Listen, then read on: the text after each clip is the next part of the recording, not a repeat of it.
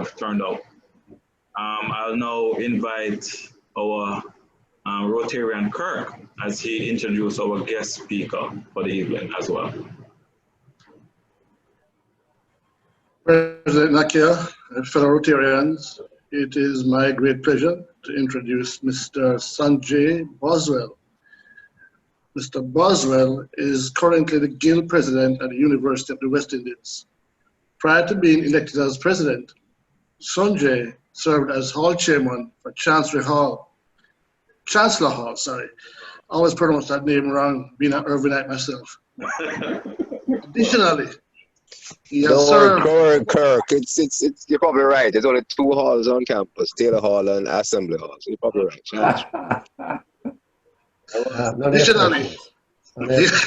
Additionally, he has served as a Jamaica Youth Ambassador to the Commonwealth and been a distinction of being elected Jamaica's first youth representative on the Commonwealth Youth Council. Sujae is also a double recipient of the UAE Male Premier Award for Leadership and the Prime Minister Youth Award for Leadership. My fellow Rotarians, Mr. Sujae Boswell.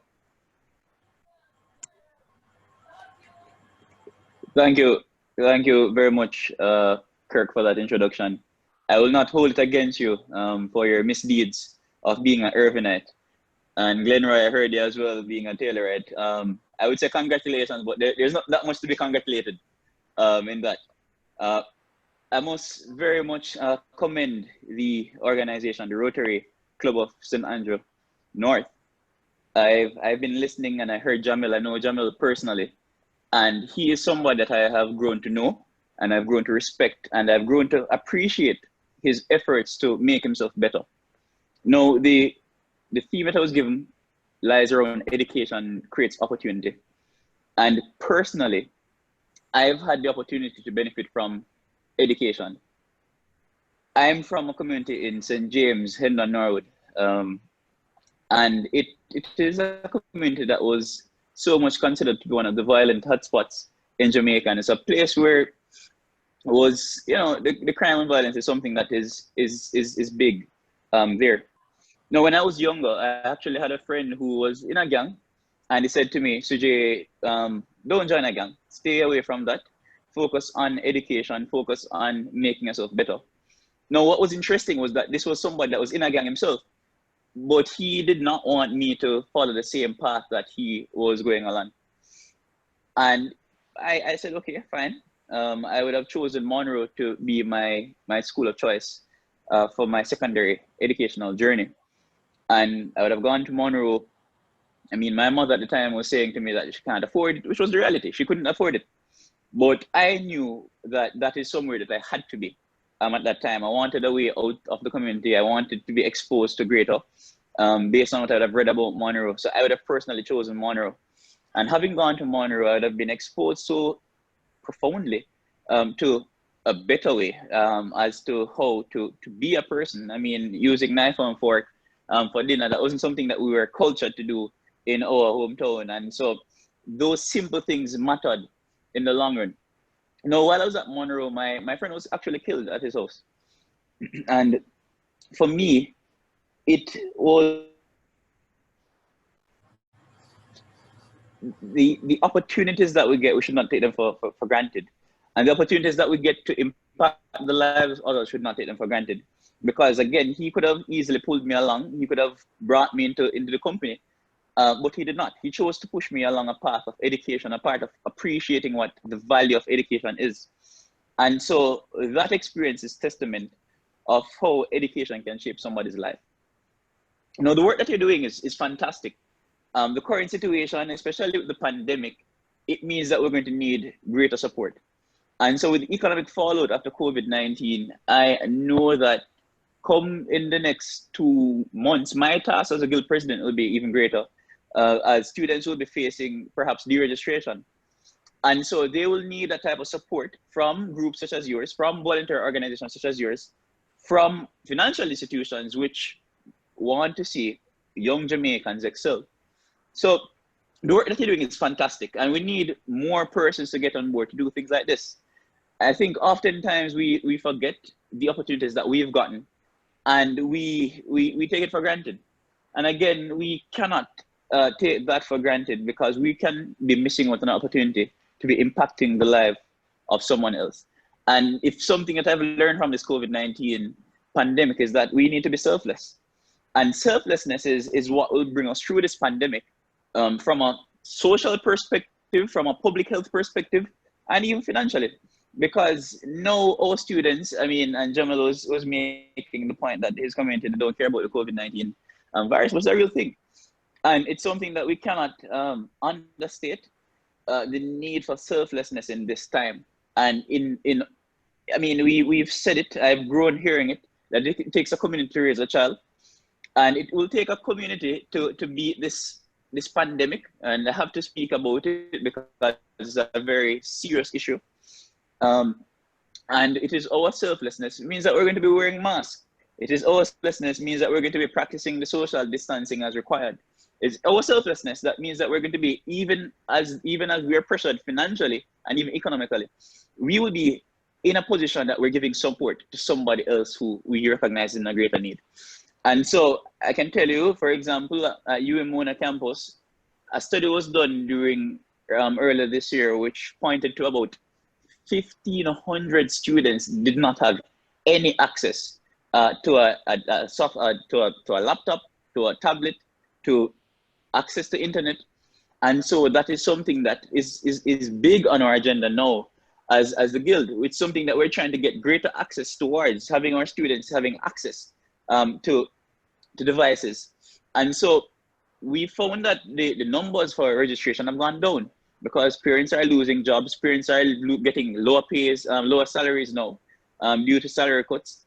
So we recognize that in this time, it is through a combined effort, it's through public support, it is through working together that our students can benefit and even beat this pandemic, and even beat this challenge and struggle that come and those that are associated with this pandemic. The Rotary Club, I can tell you, you're going to have much more to do than just being support in terms of financial support.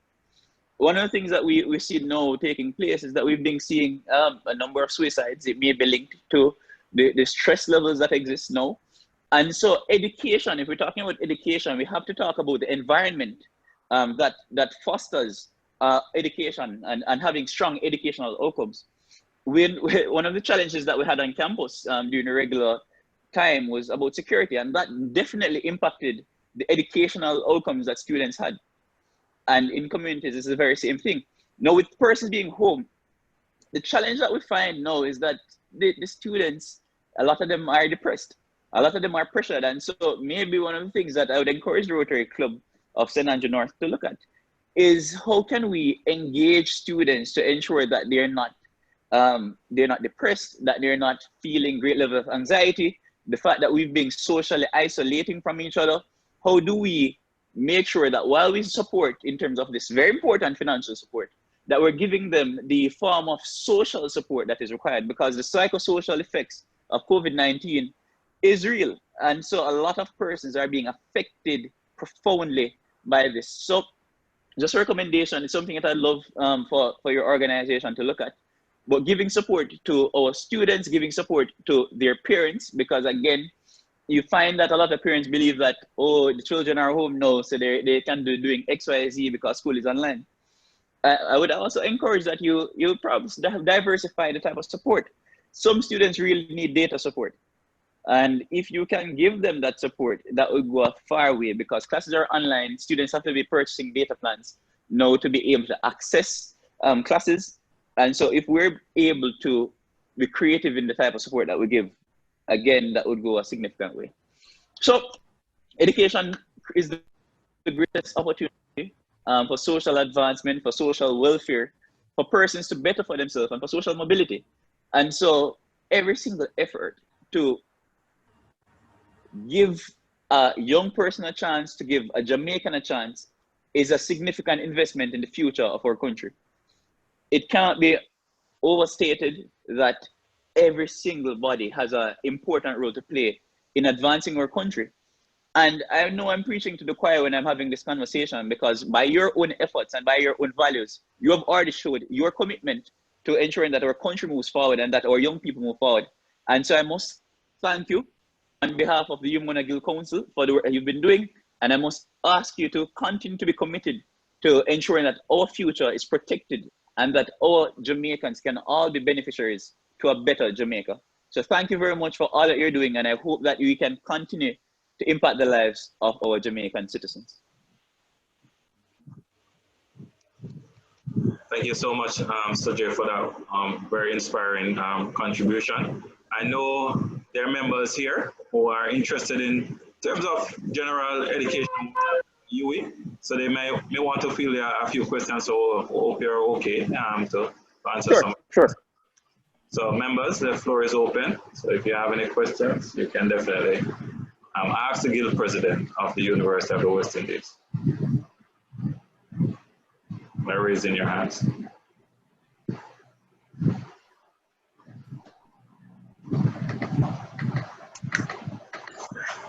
Okay, so I see a question from Giovanni. Okay. My name is Giovanni Clark. I'm a resident of the Grandfather. No, he's just introducing himself there, Sujae. Okay, I see Giovanni's From Jamaica College. He's a recipient.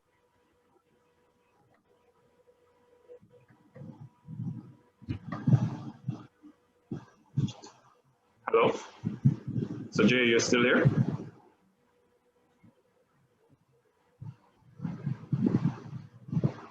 Sujae?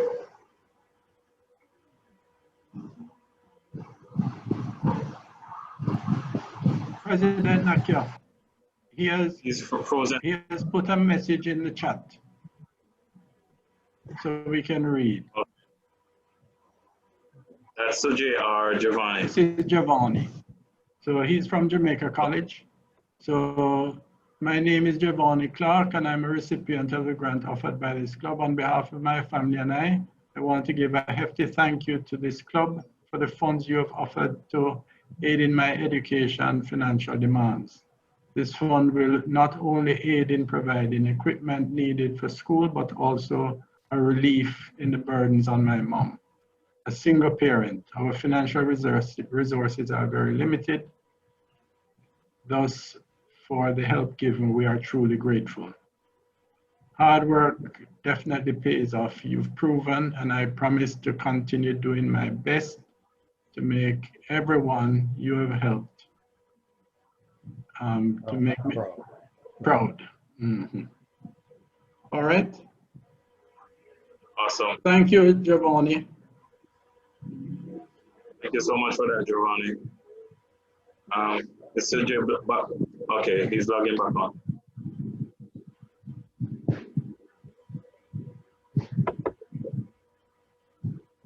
Let's see.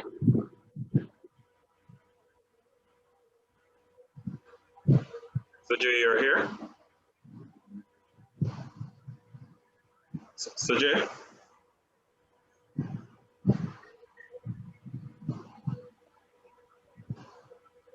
Yes, looks as if he's back. Yes, I'm not sure what took place a while ago. I apologize. Okay, so Sujae, my question, I don't know if the Guild Council has actually done any sort of inductive analysis or any sort of research into the amount of youth students that are pretty much from path and living in that sort of poverty lane. Just to get a ratio or percentage in terms of how this will be the impact and the fallout. I know it will affect all students, but of course, you know, we are not all created equal where our resources are concerned. Right. So, that information is available at the Office of Student Financing. I don't have that off the top of my head, but I can get the information and send to you, so that I can inform. Yeah, so we can. Right. But I can tell you, Nakia, that the numbers have dwindled significantly in terms of the enrollment, in terms of registration numbers. compared to past years. We are actually way below the normal range of enrollment of registration. So we have seen the impacts already. Okay, okay. We have seen significant impacts already. I guess it's a two-part question. So the follow-on would be, so over the years, we know that school fee has been increasing at the University of the West Indies. Is that I know there was a recent controversy as it relates to the US denomination of the UA fees. Has that been resolved, or is that still a matter to be resolved? All right, so for this academic year, there has been no increase for the wider programs. There has been no increase any at all for the tuition fees. For the fees that are quoted in US dollars, there has been a real cost increase. So the nominal cost has not been moved. So it's still, for example, a program in law is $10,000 US. It still remains at $10,000 USD, but there is a real cost increase because university would have had the exchange rate that it charged at 135 last year. Now it has shifted to match the market value at 141. So there's a increase in the real cost that Jamaican students will have to pay, but there is not an increase in nominal cost. Mm-hmm. And in terms of resolution, one of the things that has been done is that there has been an extension of the payment timelines for payment plans, so students can sign on. It's cheaper now to sign on the payment plan. Usually it would be 25% plus the payment of the miscellaneous fees to sign on the payment plan. One of the things that we've advocated for is for that to be reduced. It has been reduced to 15%. And also the rates of payment has been extended. Timeline for payment has been extended. So generally students would have to pay for this semester to be closed by December. Mm-hmm. Now students have up until January 31st to pay for this semester, right? And so the percentage that they'll be paying over time is less per month versus what would have normally have been the situation. Okay, so I don't want to ask all the questions, but if given that there is a hybrid sort of system that you is instituting where you have virtual and some physical, how is that determined, and would that also affect the cost for tuition? Because if you're only doing online classes, virtual classes, would you still have to pay the total what you would have to pay on the regular if it was in person? Right. So this program that have been selected to be face-to-face are those programs that require significant lab, have a significant lab component. So for example, our nursing students or medical sciences students, generally, they would have to be on the wards, or students from science and technology, some of them have practical labs to do. So those are the programs which are actually face-to-face. Across the board, the other programs, for example, marketing, for example, a government course, those are online because they do not have a practical component to it. And so those programs you would have seen, well, for them, the miscellaneous fee has been reduced. So they would not be paying fees, paying a particular fee that they've been paying for being on campus itself. So the tuition fee remains the same because, again, the university does have different, permits to pay for, application license to use. And so the tuition fees are the same, but the miscellaneous fees have been reduced because the miscellaneous fees are for items that you'd be using on campus. So for example, your gym access, your access to the clinic on campus, those things are not in place now. So those have been reduced for this semester at least. And if the case remains where we're still online for the most part for second semester, that will be further reduced as well. Okay. Are there any other questions? No, you asked a question I was going to ask. You asked it. Okay, I asked the question. In terms of the second question, there's a number of grants today that they offer to students. How is the take up on that, and how will the fact that students are no longer domiciled or they're there, how will that information be disseminated so that they can take up these offers? So one of the things that we've been doing is that we've been promoting via social media. But the university does have access to every student by an email address. And so what we're promoting is for that rigorous application of the use of the email address to get the information out to students, because every single student, the university either has the email address that they signed up university for with, or they get the email address that is given to them by the university. So every single student has 2 email addresses. And so we can communicate to our students through those means. No, for some grants, there are some very rigorous application tools. And so what you find is that some students really can't access like references and support. So even from the Guild perspective, we have a Guild Fresh Cash. It's called Fresh Cash. It's a financial assistance program. And what we have to do for this semester was to kind of waive some of the requirements to ensure that the students can benefit. So some students could not access references, and so we had to get them check with the bursary to see if they are, if they really are in a financial bind, and to give them the assistance rather than them searching to get a reference.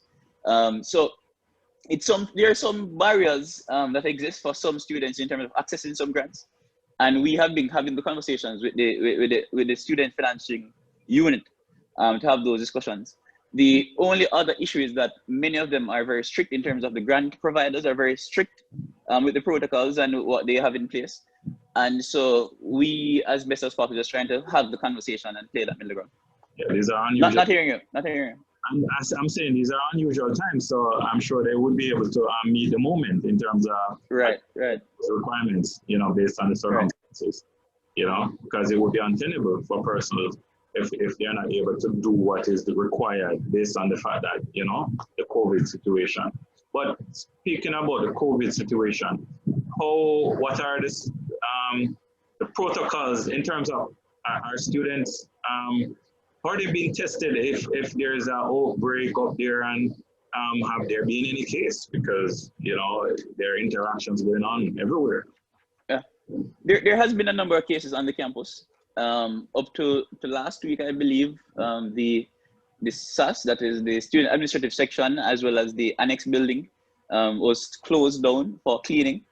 But in terms of testing, in every building that you're going into, you're supposed to get a temperature check done, as well as you have to do the hand sanitizing at the entrances to the building as a regular occurrence for entrance. Entrances to the hall do have hand sanitizers at all entrances, and also hand wash stations are set up at all entrances to different hall residents. And again, you have to do the temperature check at those points. We've seen some weaknesses with that, and it's something that the Guild has spoken to the administration about, because the enforcement of the hand washing and the enforcement of the temperature checks is something that we are very serious about. And the Guild has actually appointed our own COVID monitoring team to make sure that the administration is doing the protocol as stated by the government, and that the different persons who are responsible are actually doing what needs to get done. And so we've been tracking that for sure.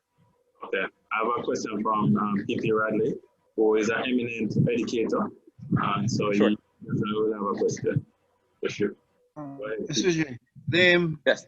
I know in the secondary and the primary system that many of our students are from remote areas where there's no access or very little access. Do you know if many of the university students are in that same position, and how are they making out as far as access to the online education is concerned? So the digital divide is one that affects not only primary and secondary school students, as you state. It does affect our tertiary students. Again, we did a study which showed at least 1,500 students at the Umona campus do not have access to a laptop, or they don't have access to a device that can allow for their academic learning to continue. And so again, the university has, through its partners, has sourced some computers and laptops and tablets, but it's not enough to fill that gap. And so that is something that we are still seeking some support on.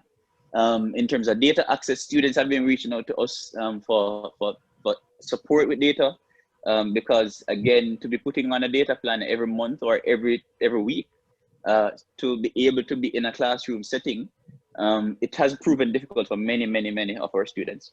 And so that is a real challenge. In some areas, the Wi-Fi connectivity is not strong. And just as how it would affect the primary school students, is the very same reality that our students in the tertiary school setting face. Okay, thank you, Sujae. Final question, Sujae. Exams. Exams. Yeah, basically with persons on campus, persons off campus, how is that gonna go? How was that conducted in the last experiment, and how successful or how challenging it was? Have it really affected the grades in terms of performance, good or bad? And going forward, have they learned any lesson that they would want to apply in terms of, making sure it's more streamlined and beneficial to the students? And if you don't have access to internet and data and all of that, what provisions will be put in place for those students? So in terms of exams, what had happened last semester, I mean, again, it was a very immediate occurrence. The university did go to asynchronous examination mechanism, so students were doing online exams. That is something that would continue for this semester, because it would still difficult to have students on campus to be doing exams face to face. And so that should continue for this semester. There were some flaws with the process, and those are being worked on in terms of if you get kicked off the system when you're doing the exam, what are the relevant protocols and how do we make up for that time? Some students had that difficulty, but I do believe that university did set up a good response team, though not very responsive in the short term, but over time the problems were resolved. And so I think that will continue for this semester. I did get some complaints from some students in terms of how they were able to conduct. Some had to go to family houses, some had to borrow laptop devices to do the exams. And I can imagine that will be the case again, because again, we know that there are students that do not have the devices. And some students have genuinely just taken a leave of absence because they do not believe that in this mode of learning that this is the best way for them. And we, as a guild, the reality is we want the students to be here. We want them to be here, but at the end of the day, if we see that their own well-being, personal well-being, whether it be health-wise, is being affected, whether it be financially is being affected, we encourage them to take a decision that is in their best interest. And for some, taking a leave of absence, no, is the best interest, because they will be struggling. And then what we don't want to do, because something that the university did for the last semester, which we're not sure will continue for this semester, is that there was a fail minus penalty. So in the instance that a student failed an exam, it would not have negatively affected their GPA. And so that was very good for that time, but we're not certain that's not a guarantee that will happen for this semester. And so we encourage them, if they need to take a leave of absence, it is a responsible thing to do if you really cannot manage. If the event that you can manage, then by all means continue. But I think it is just a very tricky situation for all. And we just have to try to find a common ground that works best in your circumstance. Okay, thank you so much for those answers today. So we are pretty at the end, and we're gonna wrap up now. So we'll just